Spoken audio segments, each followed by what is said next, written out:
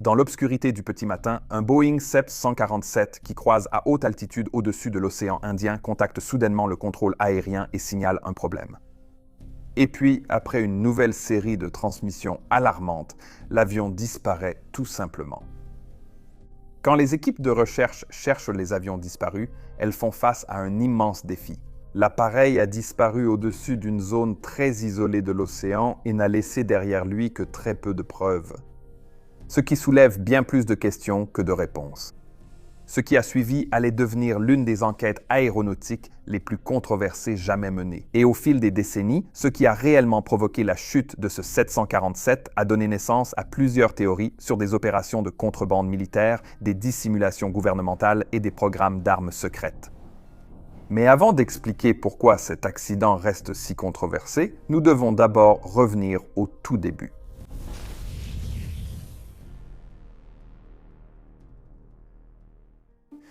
Tard dans la soirée du 27 novembre 1987, un Boeing 747 était stationné sur le tarmac de l'aéroport international Chiang Kai-shek à Taipei, se préparant pour un vol long courrier de routine à destination de l'Afrique du Sud. Le soleil s'était couché depuis plusieurs heures et la température était alors tombée en dessous de 20 degrés Celsius. L'appareil de cette histoire était un Boeing 747-244 BM Combi immatriculé Zulu Sierra Sierra Alpha Sierra portant le nom Helderberg. Et il avait été livré neuf à South African Airways en 1980. Après cela, il avait effectué 4877 vols au cours de ses 7 années d'exploitation, et il était l'un des Boeing 747 exploités par South African Airways, qui était ce qu'on appelle une version combinée, ou variante combi, ce qui signifiait qu'il combinait le transport de passagers et de fret dans le même avion. Ces avions rares étaient un vrai plaisir pour les passionnés d'aviation.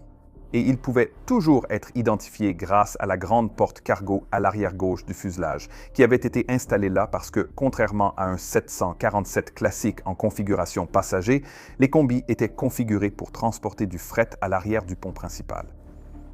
Pour les passagers, il n'y avait pas vraiment de différence entre celui-ci et un 747 classique. En fait, il n'y avait pratiquement aucun moyen de savoir qu'il s'agissait d'un modèle combi de l'intérieur, à part une porte d'accès au cargo à l'arrière de la cabine. Mais sinon, il y avait une cabine principale, des cabines premium et des offices, comme sur n'importe quel autre 747 classique.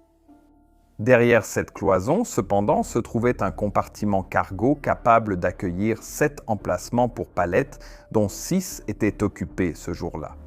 Et cette configuration offrait aux compagnies aériennes une flexibilité considérable, permettant à des lignes qui ne pouvaient pas remplir régulièrement un jumbo jet entier de passagers d'être tout de même rentables si les revenus du fret pouvaient compenser la différence. Cet avion en particulier était ce soir-là programmé pour assurer le vol 295 de South African Airways de Taipei à Johannesburg, avec une escale de ravitaillement intermédiaire dans la petite nation insulaire de l'île Maurice. Le vol serait placé sous le commandement d'un commandant de bord de 49 ans qui avait commencé sa carrière aéronautique dans l'armée de l'air sud-africaine avant de rejoindre finalement South African Airways.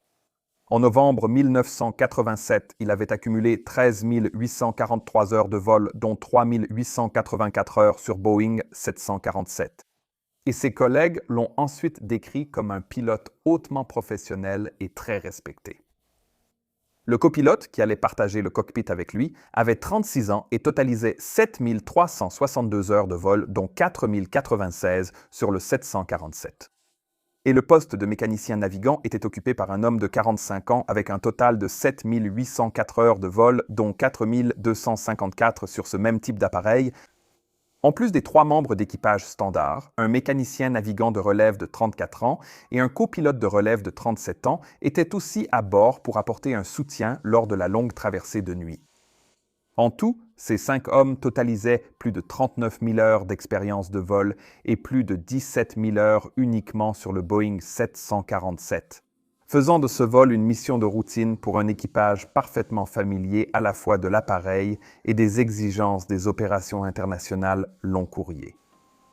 Pour ce vol, ils étaient également rejoints par 14 membres d'équipage de cabine et 140 passagers, portant le nombre total de personnes à bord à 159. Pendant le chargement, les manutentionnaires sécurisaient les 6 palettes dans le compartiment de fret du pont principal, et les enquêteurs allaient ensuite passer du temps à reconstituer ce qui avait été chargé où. Cependant, la documentation avant le départ mentionnait seulement un ensemble de marchandises commerciales plutôt courantes. Elle incluait des produits électroniques, articles en papier, textiles, du matériel de sport et divers articles de quincaillerie industrielle. La plupart étaient emballés dans des cartons en carton et des caisses en bois, bourrés de matériaux d'emballage en plastique et en polyéthylène, puis arrimés avec des sangles de retenue en nylon. En d'autres termes, c'était exactement le type de fret mixte qui transitait chaque jour par les réseaux de fret internationaux sans rien d'inhabituel. Les douaniers à Taipei avaient aussi contrôlé des palettes au hasard et confirmé qu'elles contenaient bien les marchandises déclarées sur la lettre de transport et le manifeste d'expédition. Le vol 295 avait déjà été retardé par la météo quelque part dans le réseau avant de quitter Taipei, ce qui avait repoussé son heure de départ de plus d'1 heure. Mais au moment où l'avion a finalement commencé le trajet vers la piste à 22h, 23h locale, les conditions étaient suffisamment bonnes pour un décollage tout à fait normal.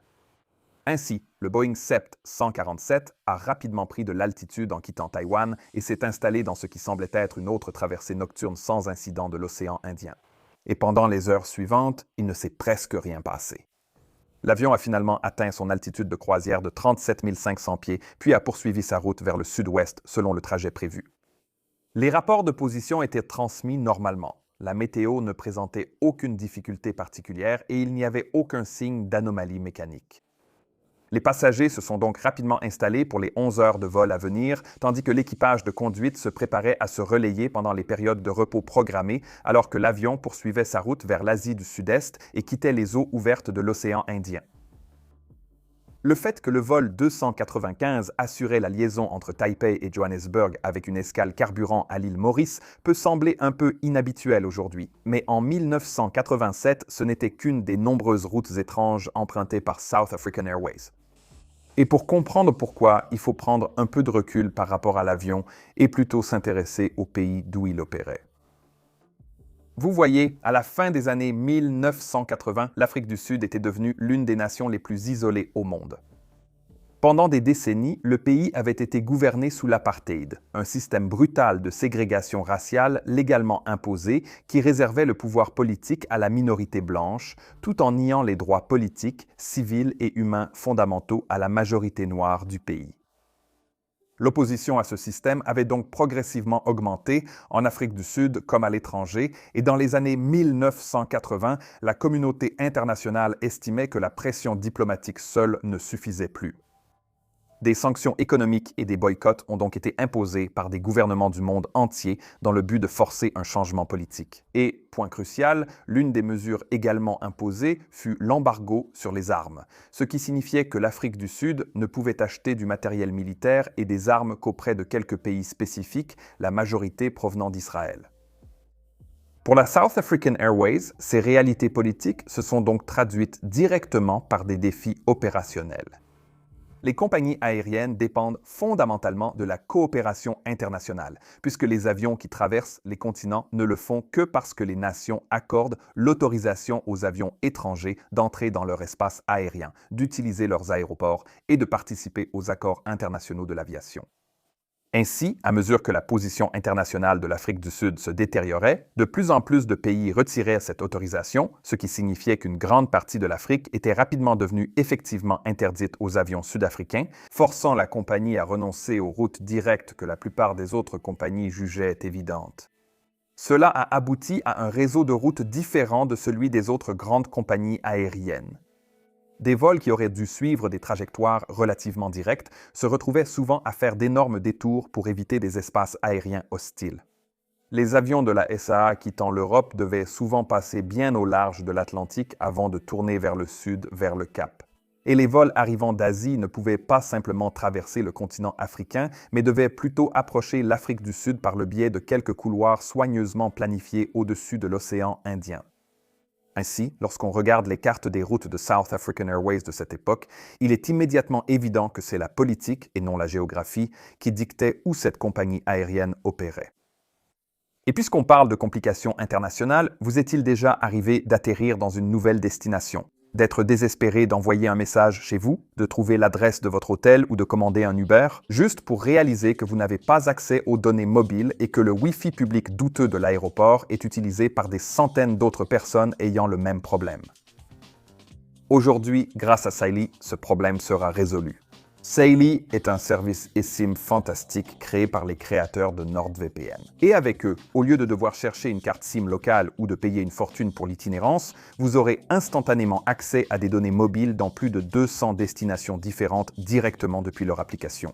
Voici comment cela fonctionne. Vous ouvrez Saily, choisissez votre destination puis sélectionnez le forfait de données qui vous convient le mieux, que ce soit pour quelques jours ou plusieurs semaines selon votre voyage. Et si vous prévoyez de voyager dans plusieurs pays, alors les forfaits régionaux ou mondiaux de Saily feront en sorte que vous n'ayez à vous soucier de rien. L'eSIM fonctionnera parfaitement partout. En plus de cela, puisque Saily vient de l'équipe derrière NordVPN, la sécurité est évidemment intégrée dès le départ. Vous pourrez modifier votre emplacement virtuel, bloquer les publicités malveillantes et naviguer protégé, tout cela depuis une seule application. En ce moment, Saily vous offre une remise exclusive de 50% si vous scannez ce code QR ou si vous allez sur saily.com/pilot et utilisez le code PILOT lors du paiement. Merci à Saily de sponsoriser cette vidéo. Revenons maintenant à South African Airways et à leur réseau problématique. Cet isolement a aussi eu des conséquences dépassant la hausse des temps de vol. Les itinéraires plus longs demandaient des escales de ravitaillement supplémentaires, des équipages plus nombreux, une planification complexe et des coûts d'exploitation élevés, tout en diminuant la marge d'erreur. Une urgence médicale, une panne technique ou un incendie à bord qui aurait pu permettre une diversion vers des dizaines d'aéroports à proximité ailleurs dans le monde pouvait évidemment devenir bien plus grave lorsque la piste adaptée la plus proche se trouvait à des centaines de kilomètres au-delà d'une vaste étendue d'océan. Et ce vol était un produit direct de cet environnement. Le vol 295 reliait l'Afrique du Sud à Taïwan, l'un des rares gouvernements qui entretenaient encore des relations diplomatiques officielles avec Pretoria durant les dernières années de l'apartheid. Ainsi, à mesure que l'Afrique du Sud devenait de plus en plus isolée du reste du monde, les liens entre Taipei et Pretoria s'étaient encore resserrés. Les échanges commerciaux et les liens économiques se sont renforcés, et South African Airways a établi des liaisons régulières entre les deux pays. Ainsi, tandis que de nombreuses compagnies aériennes internationales réduisaient leur présence en Afrique du Sud, cette liaison demeurait un lien commercial important entre les deux gouvernements qui se retrouvaient de plus en plus en marge de la diplomatie internationale. Ensuite, il y avait l'île Maurice, une petite île située à 900 miles à l'est de Madagascar, qui avait pris une place particulièrement importante en tant qu'escale de ravitaillement dans le réseau de South African Airways. Cela s'expliquait car c'était l'un des rares pays africains autorisant encore la compagnie aérienne à opérer. Cela signifiait qu'elle était effectivement devenue une porte d'entrée essentielle entre l'Afrique du Sud et le reste du monde, puisque le Boeing 747-200 n'avait tout simplement pas une autonomie suffisante pour effectuer sans escale de nombreuses liaisons asiatiques de South African Airways, tout en transportant une charge utile économiquement viable. La compagnie aérienne aurait pu limiter passagers et fret pour prendre plus de carburant. Mais il peinait déjà sous le poids financier créé par les sanctions, les itinéraires plus longs et la hausse des coûts d'exploitation. Exploiter l'avion avec des sièges vides et de l'espace de fret inutilisé était un luxe qu'il ne pouvait se permettre. Ce qui était particulièrement vrai puisque les tarifs de fret sur les routes à destination et en provenance d'Afrique du Sud à cette époque étaient extrêmement élevés. Quoi qu'il en soit, alors que le vol 295 poursuivait sa route vers le sud-ouest au-dessus de l'océan Indien en direction de l'île Maurice, la routine fut soudainement interrompue par l'un des avertissements les plus graves pour un pilote. Alarme incendie générale pour le compartiment fret du pont principal.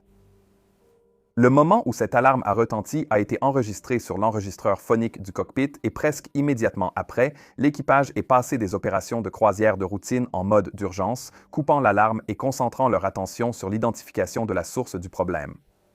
À peu près au même moment, un signal sonore a également indiqué que quelqu'un ailleurs dans l'avion essayait maintenant de contacter le cockpit via l'interphone, mais cette personne devrait attendre. La première priorité de l'équipage était désormais de déterminer quel circuit de détection d'incendie avait déclenché l'alarme afin de pouvoir commencer la checklist d'urgence appropriée. Il a fallu 21 secondes à l'ingénieur de vol pour identifier le compartiment cargo du pont principal comme étant la source de l'alarme en disant « Cargo ?» Le commandant de bord a alors demandé « Répétez ?» Et l'ingénieur de vol a simplement répété sa conclusion alarmante « Cargo du pont principal ». Le commandant a demandé au copilote de suivre la checklist d'incendie de la soute pendant que l'ingénieur surveillait les systèmes de l'avion. Mais au fur et à mesure que la checklist avançait, un autre problème a rapidement commencé à apparaître. À son panneau, l'ingénieur de vol a alors observé les disjoncteurs sauter les uns après les autres, alors que divers systèmes de la cabine et du cockpit commençaient à tomber en panne, le bruit caractéristique des disjoncteurs étant enregistré par l'enregistreur des conversations du cockpit. Il ne s'était écoulé qu'une minute depuis l'alarme incendie et, quelque part derrière la cabine passager, un feu devait se propager très rapidement. Vous voyez, un feu de soute est évidemment déjà très dangereux en soi, mais un incendie affectant les systèmes de l'avion aussi rapidement révélait autre chose. Vous voyez, au moment où le câblage commence à défaillir, l'incendie ne serait plus limité à une seule palette ou un seul conteneur. Il devait maintenant se propager dans la structure même de l'avion où il pouvait rapidement devenir totalement incontrôlable. L'enregistreur des conversations du cockpit a capté une confusion croissante, des bruits de mouvement, puis une conversation hachée et tendue alors que l'équipage tentait de comprendre la situation. À un moment, le commandant de bord a dit « Merde, le fait que les deux se soient allumés », parlant de deux alarmes incendie différentes déclenchées, ce qui l'inquiétait beaucoup. Quelques instants plus tard, une forte tonalité électronique a retenti sur le CVR alors que son câblage était exposé aux flammes. Et à travers ce bruit, on pouvait entendre le commandant de bord s'exclamer « Oh merde !» et « Qu'est-ce qui se passe maintenant ?» C'était une question malheureusement compréhensible, car la situation cauchemardesque évoluait désormais bien plus rapidement que l'équipage n'était capable de la gérer, avec de multiples nouvelles pannes survenant toutes les quelques secondes. Chaque nouvel avertissement et chaque disjoncteur qui sautait indiquait que l'incendie continuait de se propager, et à chaque seconde qui passait, l'avion devenait donc plus affaibli et plus difficile à piloter. À peine 80 secondes après la première alarme incendie, l'enregistrement du poste de pilotage s'est arrêté.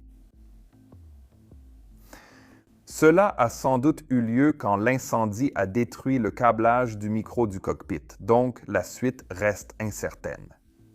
Mais comment cela a-t-il pu déraper aussi rapidement? Eh bien, c'est là que l'histoire du vol 295 de South African Airways devient très compliquée.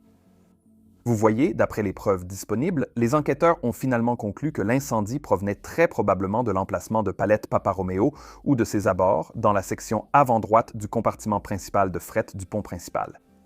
Et ils sont arrivés à cette conclusion après avoir examiné le schéma des dégâts causés par la chaleur sur l'épave récupérée, la disposition du compartiment à fret, la position connue de la palette chargée, ainsi que la façon dont la fumée et le feu semblaient s'être propagés dans l'avion. Les éléments situés à l'avant de la zone de fret du pont principal ont subi les plus gros dégâts causés par le feu. Et, lorsque les enquêteurs ont comparé ces dégâts avec le plan de chargement du fret, la position de la palette Papa Romeo est apparue comme la zone d'origine la plus probable. Mais ce qu'ils n'ont ensuite jamais pu déterminer, c'est précisément ce qui avait pris feu. Une des possibilités évoquées concernait les équipements électroniques et les ordinateurs transportés à bord de l'avion. Certains de ces appareils avaient de petites batteries au lithium, ce qui a attiré l'attention à mesure que les incendies liés à ces batteries sont devenus plus connus. Et en effet, certains de ces appareils avaient également été placés à la position de chargement Papa Romeo. Mais lorsque les enquêteurs ont examiné cette possibilité de plus près, ils n'ont finalement pas pu établir de lien entre ces batteries et le début de l'incendie. Les cellules chargées à bord étaient bien plus rudimentaires et petites que les batteries au lithium actuelles. Juste de petites piles boutons avec une capacité d'à peine 1 ou 2 ampères-heure. Des experts en batterie ont été consultés lors de l'enquête et ils ont déterminé que ces petites batteries ne pouvaient probablement pas s'enflammer spontanément. À l'époque, ordinateurs personnels et appareils électroniques utilisaient rarement des batteries. Contrairement aux ordinateurs portables et téléphones actuels qui emmagasinent beaucoup d'énergie et sont donc relativement dangereux, ces batteries servaient probablement uniquement au maintien de l'heure ou à d'autres fonctions très peu gourmandes. En fait, la quantité d'énergie contenue dans les batteries au lithium disponibles en 1987 était si faible qu'elle n'aurait probablement jamais pu provoquer le genre de réaction en chaîne catastrophique que nous avons vu, par exemple dans ma vidéo précédente sur le vol UPS-6. À part ces batteries, aucune autre source d'inflammation possible n'a été trouvée parmi la cargaison répertoriée, ce qui ne laissait que quelques possibilités. Il ne pouvait pas être totalement exclu que l'incendie ait commencé à cause d'un problème électrique ailleurs, puis se soit propagé à la cargaison par la suite, même s'il y avait très peu de preuves que cela se soit produit. Il est aussi possible qu'une matière dangereuse ait été présente dans les bagages enregistrés et ait échappé à la détection. Mais la possibilité qui a suscité le plus de débats au cours des décennies qui ont suivi cet accident est qu'il y avait peut-être quelque chose dans la soute qui n'a jamais été déclaré sur les manifestes. Vous vous rappelez des embargos internationaux sur les armes imposés à l'Afrique du Sud? Eh bien, ces restrictions avaient rendu de plus en plus difficile pour le gouvernement d'acquérir du matériel militaire par les voies normales, ce qui a conduit au développement de réseaux d'approvisionnement et de relations qui opéraient souvent dans le secret et impliquaient même peut-être la compagnie aérienne nationale South African Airways. Dans les années 90, lorsque le régime d'apartheid en Afrique du Sud a finalement été renversé, une commission Vérité et Réconciliation a évoqué la possibilité que le vol 295 transportait une sorte de cargaison militaire non déclarée. Dans certaines versions de cette théorie, la cargaison aurait prétendument inclus du perchlorate d'ammonium, un oxydant couramment associé au propergol de fusée. Et d'autres récits évoquaient des munitions, du matériel militaire ou d'autres matériaux sensibles qui auraient été délibérément omis de la documentation officielle. On comprend facilement pourquoi ces théories ont pris de l'ampleur. Parce que, contrairement à beaucoup de théories du complot dans l'aviation dont nous avons déjà parlé ici sur Mentor Pilot, ces allégations concernent un gouvernement qui menait réellement des opérations secrètes et qui avait aussi des raisons de dissimuler ses activités. Ainsi, le contexte historique plus large a rendu ces allégations plausibles aux yeux de nombreux observateurs, ce qui explique aussi pourquoi nous devons considérer la conclusion concernant les batteries au lithium dans ce même contexte. Le rapport officiel n'a trouvé aucune preuve directe de cargaison militaire non déclarée. Mais ce n'est pas tout à fait la même chose que de prouver qu'il n'y en avait pas. En 1987, l'Afrique du Sud disposait d'un appareil militaire et de renseignements conçus spécifiquement pour contourner ce genre de restrictions et déplacer des marchandises. Donc, si une cargaison sensible avait été chargée par un circuit échappant à la documentation civile habituelle, il est tout à fait possible que même de simples enquêteurs sur les accidents n'aient jamais eu accès à cette trace écrite. Bien sûr, cela ne prouve pas la théorie, mais cela explique pourquoi beaucoup de personnes n'ont jamais été satisfaites par l'absence de telles preuves dans le rapport officiel. En même temps, il y a un détail qui donne de la crédibilité à l'enquête officielle. Les batteries au lithium trouvées dans certains appareils électroniques auraient constitué une explication extrêmement commode.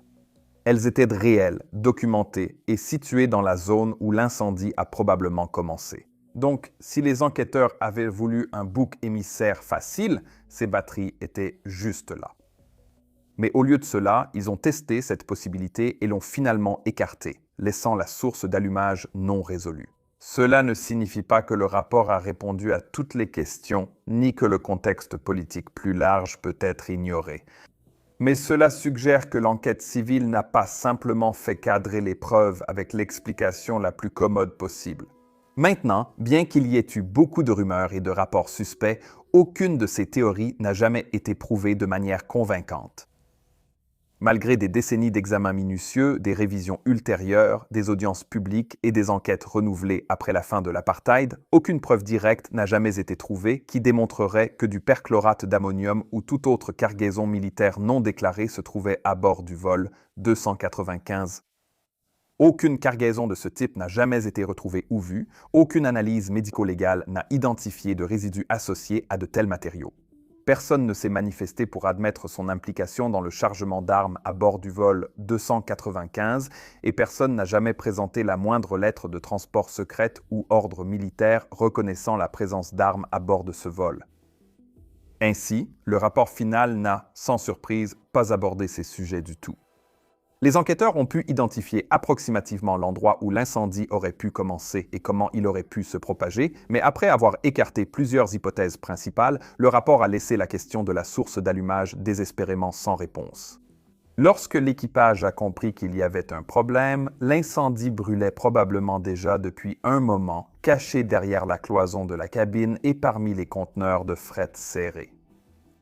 Vous voyez, contrairement à un incendie dans une cabine passager où la fumée, les flammes ou des odeurs inhabituelles sont susceptibles d'être remarquées presque immédiatement, un incendie enfoui à l'intérieur d'une cargaison peut rester caché pendant une période considérable.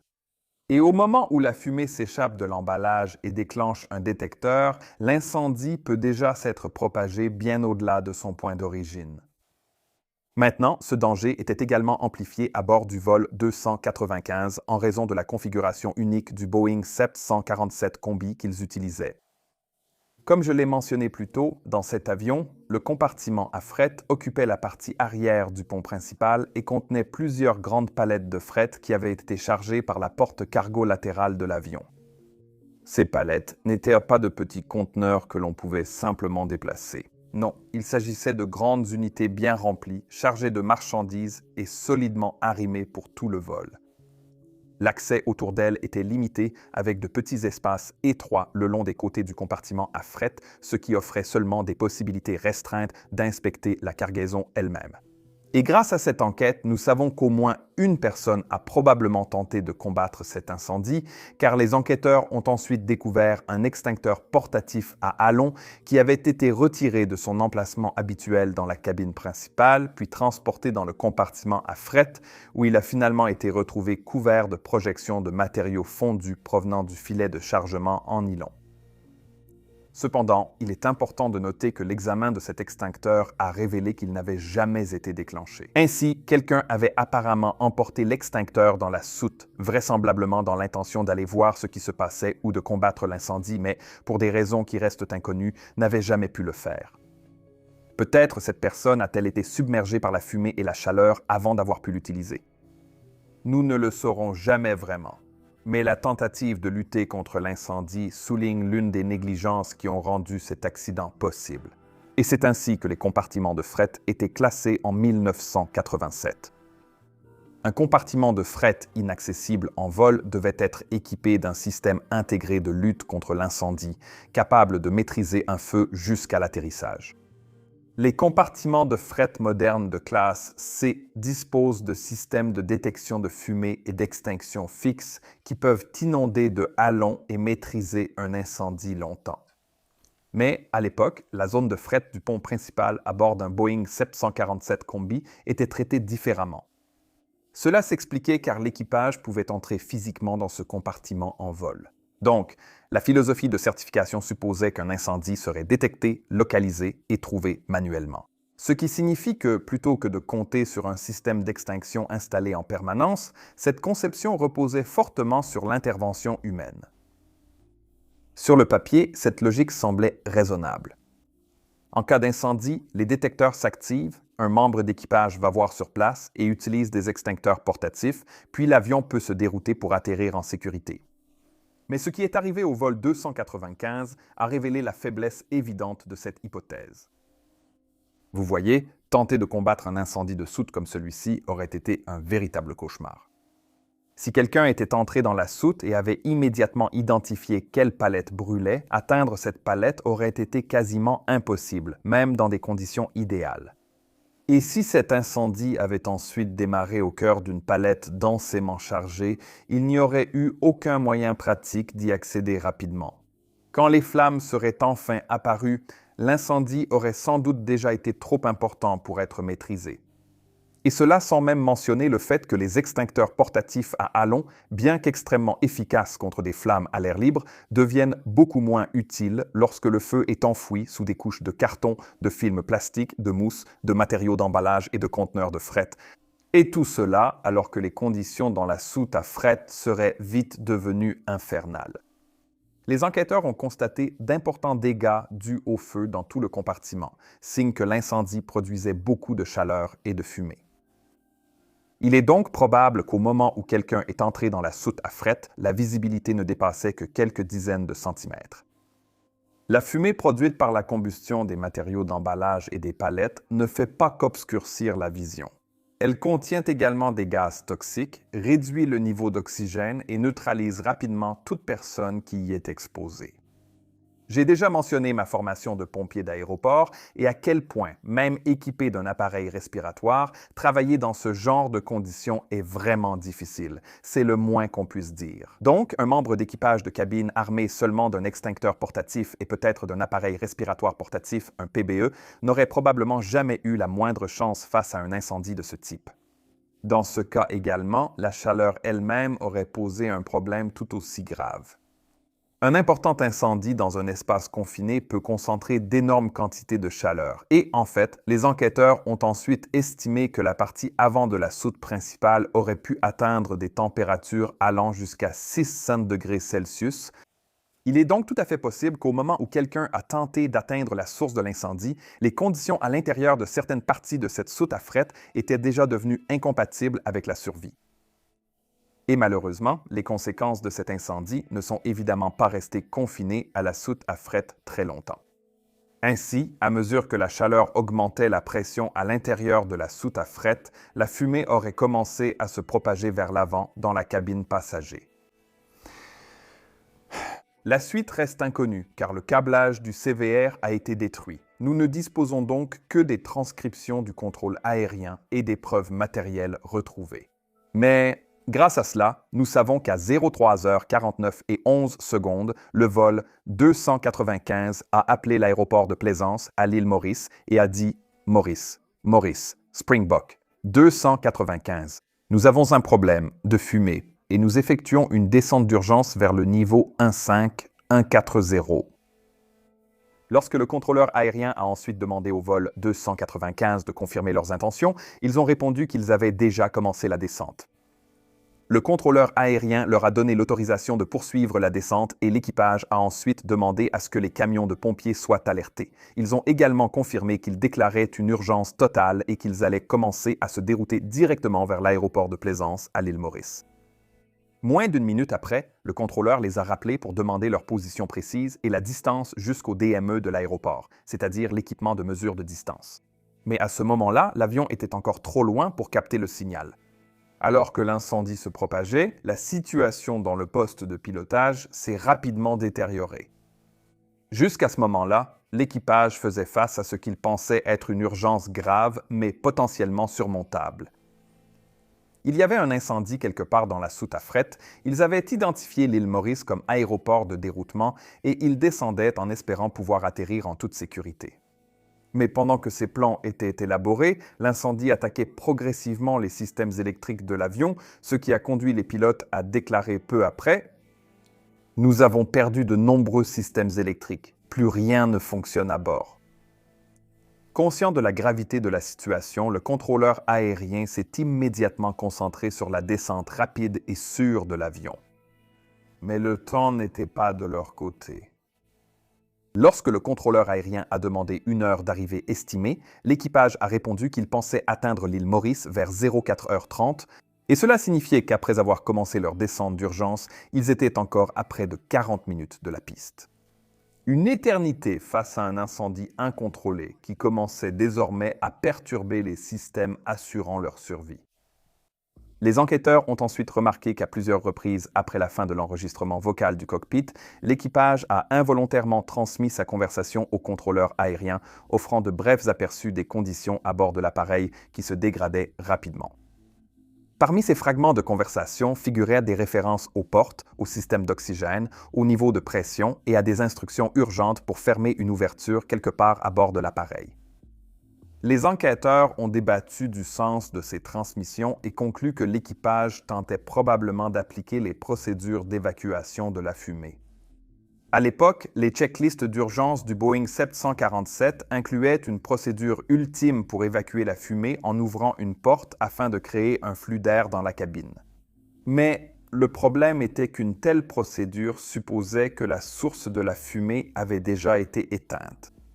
Si l'incendie brûlait toujours à l'intérieur de la soute à fret, introduire un flux d'air supplémentaire par cette procédure aurait pu avoir des conséquences désastreuses, car cela aurait alimenté le feu en oxygène et potentiellement amené encore plus de fumée vers l'avant dans les sections occupées de l'appareil.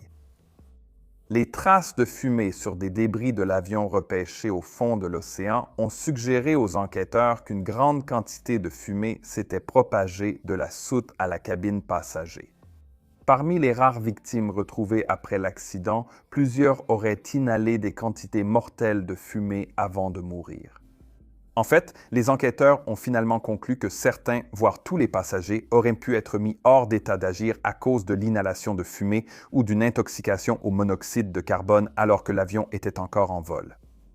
Une explication possible pour certaines actions de l'équipage durant les dernières minutes du vol. Le signalement de panne électrique et le déclenchement des disjoncteurs sur le panneau de l'ingénieur de vol indiquaient que l'incendie gagnait des zones abritant câblage et équipements électriques essentiels.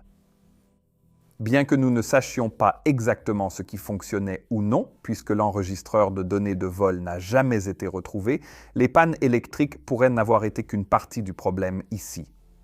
Les avions de ligne modernes utilisent des systèmes hydrauliques pour presque toutes les principales gouvernes de l'appareil. Les ailerons, les gouvernes de profondeur et de direction, les spoilers et les volets dépendent tous de la puissance hydraulique. C'est pourquoi Boeing a intégré plusieurs systèmes hydrauliques redondants pour qu'une seule panne ne cause pas la perte de l'appareil. Mais un incendie suffisamment intense représente une menace particulière car il peut endommager plusieurs systèmes simultanément en se propageant à travers le fuselage. Les enquêteurs n'ont finalement pas pu déterminer précisément l'état des systèmes hydrauliques du vol 295 dans les dernières minutes. Mais si l'incendie continuait de s'étendre, l'équipage aurait pu être contraint de gérer une dégradation des commandes de vol en plus de tout le reste qui se passait. Et il existe aussi une autre possibilité, qui n'apparaîtrait pas forcément sur un panneau d'alerte. Les gros avions de transport comme le Boeing 747 dépendent encore de transmissions mécaniques reliant le cockpit à certaines parties du système de commande de vol. Ces câbles et tringleries traversent le fuselage, souvent à proximité de zones vulnérables aux dommages causés par le feu, et s'ils sont exposés à une chaleur suffisante, les câbles de commande peuvent s'allonger, perdre leur tension ou même céder complètement. Une comparaison utile ici est ce qui est arrivé au vol UPS-6, qui était un Boeing 747 cargo détruit par un incendie de fret en vol au-dessus de Dubaï en 2010. Lors de l'accident, l'équipage a perdu des systèmes au fur et à mesure de la propagation de l'incendie. La fumée a envahi le poste de pilotage, les pannes avioniques se sont multipliées et les pilotes se sont finalement retrouvés à lutter pour contrôler un avion qui ne répondait plus normalement car la chaleur de l'incendie de fret a littéralement détendu les câbles reliant le poste de pilotage aux actionneurs hydrauliques. Maintenant, il est impossible de savoir avec certitude si le vol 295 a subi le même type de dégradation des commandes de vol. Les enquêteurs ont retrouvé des preuves montrant que l'incendie s'était propagé dans des parties de l'avion où se trouvaient des systèmes essentiels et des commandes de vol. Certains éléments récupérés montraient des signes d'exposition à de très hautes températures, si bien que le rapport a considéré que des dommages aux commandes de vol pouvaient avoir contribué à la perte de contrôle de l'avion. Mais comme une grande partie de l'épave restait encore sous l'océan Indien, les enquêteurs n'ont jamais pu en récupérer assez pour déterminer exactement ce qui avait failli ni à quel moment. Lors des dernières transmissions radio, il était clair que l'incendie attaquait alors les systèmes mêmes dont l'équipage avait besoin pour sauver l'avion. La course vers l'île Maurice entrait maintenant dans sa phase finale et le vol 295 n'avait plus beaucoup de temps. Le contrôleur aérien a continué à demander la distance de l'avion par rapport à l'aéroport, vérifiant si l'équipage était bien à 65 miles, et affirmatif, telle fut la réponse. Mais le vol 295 n'était pas à 65 miles de l'île Maurice à ce moment-là. Et l'explication la plus probable de cette erreur était que l'équipage avait lu une distance sur le système de navigation inertielle, mais que cette distance faisait référence au prochain point de cheminement programmé et non à l'aéroport lui-même. Cela montrait probablement que la conscience de la situation de l'équipage commençait maintenant à se dégrader sérieusement, car ils essayaient de gérer un feu de soute, de la fumée dans l'avion, des pannes électriques, une descente d'urgence et des problèmes de pressurisation ainsi que leur communication radio. Le tout en tentant de rejoindre l'île Maurice dans l'obscurité sur l'océan. Le contrôleur a autorisé le vol 295 à descendre à 5000 pieds et a transmis les dernières infos météo pour l'approche. Il a également ajouté que les deux pistes sont disponibles, si vous le souhaitez, et a demandé leur intention. À cela, les pilotes ont curieusement répondu qu'ils souhaitaient prendre la piste 13. Ce détail a attiré l'attention des enquêteurs, car la piste 13 n'existait pas dans cet aéroport. La piste qu'ils demandaient était probablement la piste 14, mais même la piste 14 n'était pas forcément l'option la plus simple disponible. La piste 14 était en réalité la piste réciproque et elle était à l'opposé de leur direction de déplacement. Donc, si l'équipage pensait qu'il ne leur restait que quelques minutes avant de perdre le contrôle de l'avion, on pourrait s'attendre à ce qu'ils choisissent la route la plus rapide et la plus simple pour atterrir, ce qui aurait été la piste 32. Donc ce choix suggérait qu'ils ne rencontraient peut-être pas de problème de contrôle à ce moment-là, mais je dois dire qu'en tant que pilote, je n'en tirerais pas forcément de grandes conclusions. Ils ont peut-être simplement dit quelque chose à la hâte pour pouvoir continuer ce qu'ils étaient en train de faire. Le contrôleur aérien a aussitôt accepté la demande, autorisant l'avion à rejoindre le point de navigation et demandant à l'équipage de signaler l'approche des 5000 pieds. Et à ce moment-là, à 0402, le vol 295 a répondu par un seul mot. D'accord. Après cette confirmation, le contrôleur aérien a attendu l'appel suivant, qui n'est jamais venu. Quelques instants plus tard, il a tenté de contacter le vol 295 à nouveau, mais il n'y a eu aucune réponse. Il a appelé encore et encore. Toujours rien. Quelque part au-dessus de l'océan Indien, l'incendie qui avait commencé quelque part dans la soute à cargo avait finalement submergé l'avion d'une manière ou d'une autre. Ce qui s'est exactement passé à bord de l'appareil pendant ces derniers instants reste l'une des questions sans réponse les plus frustrantes de tout cet accident. Faute des dernières minutes de l'enregistreur phonique du cockpit et sans enregistreur de données de vol, les enquêteurs ont été contraints de reconstituer les derniers instants de l'appareil en utilisant les données radar et les dommages physiques observés sur les rares débris qu'ils ont pu trouver et récupérer. Or, le champ de débris ne montrait aucune preuve convaincante que l'appareil avait subi une rupture structurelle majeure en vol. Si le 747 s'était désintégré en altitude, les enquêteurs se seraient attendus à une répartition des débris très différente, mais au contraire, les éléments montraient que l'appareil était resté en grande partie intact jusqu'à peu de temps avant l'impact. Cette découverte a mené les enquêteurs à une autre conclusion. Il semblait plus probable que l'équipage ait simplement perdu le contrôle, plutôt qu'une défaillance structurelle ait détruit l'avion en vol. Même si nous ne pouvons jamais en être certains, les enquêteurs ont proposé des théories sur ce qui aurait pu se passer. Il se pouvait que l'incendie ait commencé à affecter les systèmes de commande de vol, comme je l'ai déjà dit. Les dommages causés par la chaleur observée sur certaines parties de l'épave récupérée suggéraient que l'incendie était peut-être devenu si intense qu'il avait complètement traversé la partie supérieure du fuselage alors que l'avion était encore en vol, rendant possible des dommages aux câbles de commande qui passaient par le plafond. Il se pouvait aussi que l'équipage, comme les passagers, ait été finalement rendu inapte par la fumée. Soit parce qu'ils avaient retiré leur masque à oxygène en dessous de 10 000 pieds, soit parce que leur masque était réglé pour mélanger l'oxygène avec l'air de la cabine au lieu du réglage par défaut à 100% d'oxygène. Autrement, même si l'équipage n'était pas inapte et que l'avion restait entièrement contrôlable, ils auraient quand même pu perdre le contrôle si la fumée était devenue si épaisse qu'ils ne pouvaient plus voir leurs instruments devant eux et se seraient alors désorientés. Dans tous les cas, les preuves retrouvées sur des parties de l'aile et des moteurs ont suggéré que l'avion a finalement percuté l'océan à 134 miles au nord-est de l'île Maurice, avec une inclinaison d'environ 90 degrés seulement 3 minutes après la dernière communication avec le contrôleur aérien. Et la raison pour laquelle nous connaissons l'heure exacte, c'est parce qu'elle a été conservée sur les montres portées par les victimes retrouvées, toutes s'étant arrêtées au moment précis de l'impact. Parmi les 159 personnes à bord, il n'y a eu aucun survivant. Presque immédiatement, la disparition du vol 295 est devenue non seulement une catastrophe aérienne, mais aussi un problème de recherche extraordinaire. L'avion s'était écrasé en pleine nuit, loin au-dessus de l'océan Indien. La dernière position connue situait l'avion à plus de 100 milles nautiques au nord-est de l'île Maurice. Mais même cela ne donnait aux équipes de recherche qu'un point de départ pour retrouver l'épave d'un Boeing 747 dispersé sur une vaste zone de l'océan dans des eaux si profondes que les méthodes de récupération classiques étaient presque inutiles. Dans la plupart des accidents d'avion en mer, les enquêteurs espèrent localiser l'épave et récupérer les enregistreurs de vol avant que les balises sous-marines ne cessent d'émettre. Mais dans ce cas, le site de l'épave a finalement été retrouvé à une profondeur d'environ 4900 mètres faisant du vol 295, le site d'accident d'avion le plus profond jamais étudié. Ce qui a donné à l'enquête un niveau de difficulté sans précédent. L'enregistreur de voix du cockpit a finalement été retrouvé et récupéré après plus d'1 an, mais l'impact et le temps passé sur le fond marin l'avaient endommagé au-delà de toute réparation et l'enregistreur de données de vol n'a jamais été retrouvé. L'enquête a finalement abouti à des conclusions intéressantes mais incomplètes, comme je l'ai déjà expliqué. Mais bien que l'enquête en elle-même n'ait pas pu fournir beaucoup de réponses précises, l'un des résultats les plus importants concernait les hypothèses de certification relatives au grand compartiment cargo du pont principal.